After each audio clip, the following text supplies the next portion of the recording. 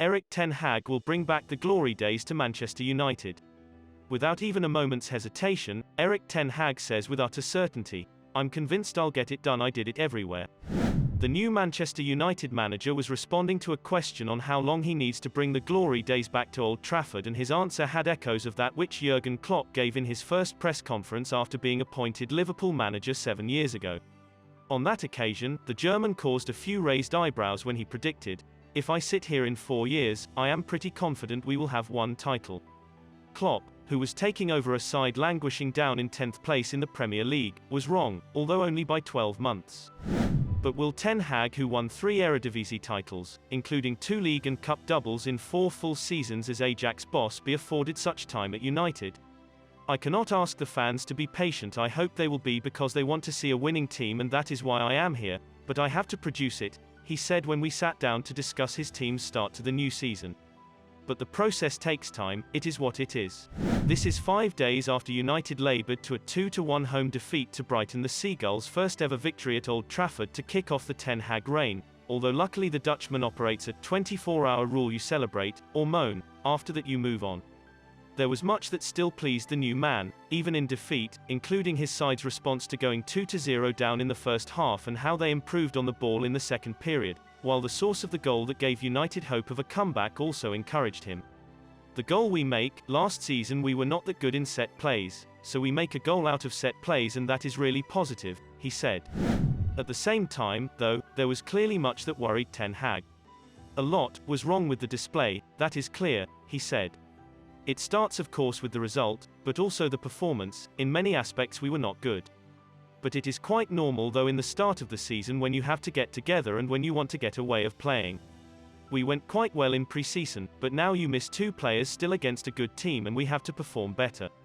However, Ten Hag was insistent his new charges were not suffering from a lack of confidence after a number of fallow years, rather it was individual errors that cost them dear against Brighton. "I have not seen it. We were confident in pre-season, good pressing and decisions, but that was clearly not the case in the first half against Brighton, when we obviously made mistakes and they punished us," he said. "You have to be mentally strong at the start of the season, as you will make mistakes." Ten Hag, 52, will be hoping that sloppy first half showing at Old Trafford last weekend was a one-off as he prepares to bring his team down to the capital for his first away trip as United boss. But he is also well aware of the challenge awaiting him and his players in West London on Saturday night against a Brentford side who scored 3 times against Liverpool and only narrowly lost to title winners Manchester City and the then European champions Chelsea at home last season. They are a physical, strong team, well organised, play direct, so we will have to be good, was how the United manager viewed the Saturday night football clash at Brentford, one in which Anthony Martial will not feature due to injury, but Cristiano Ronaldo could, after the Portugal forward improved physically.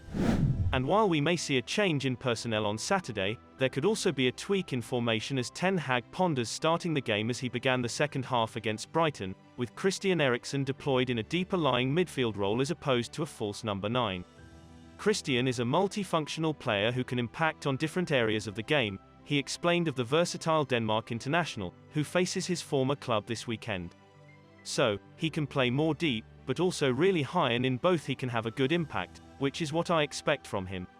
Whatever his lineup or formation at the GTEC Community Stadium, however, Ten Hag, who comes from the Pep Guardiola school of hands-on coaching, expects United to improve as the players take on board his specific instructions and begin to understand exactly how he wants them to play. "It takes time to get the cooperation," he said. "They know their jobs, but top-level sport is a speed game. We need to make quick decisions and they have to be connected, and that takes time. Would bringing in more players before the transfer window shuts on September 1 speed up the assimilation process? We definitely need more players to get into the season, that is clear. We need a stronger squad in the midfield and offensive departments," was Ten Hag's blunt assessment of his side's current strength in depth. "As you saw last week when Martial was out, we did not have a good replacement and then we struggled," he added. "So, you need that squad depth when you have injuries and games every 3 days and players are not recovered to play the next game." Ten Hag, perhaps sensibly, would not be drawn on what constitutes success for United in his debut campaign at the helm, instead offering that much-heard sporting mantra of taking each game as it comes. "In the short term, we have to win every game and get into the season and go from game to game. However, looking further ahead, the former Ajax head coach did acknowledge the size of the task facing him and his coaching staff at Old Trafford. "It is a big challenge and we knew that before," he said. "It takes time, but in football you do not have time, and that is what makes it such a big challenge. It is 10 years ago that United last won the league, and success goes quickly, but to get it back takes a long time and you need a lot of work, a good strategy, the right people, and that is what we are working for day by day."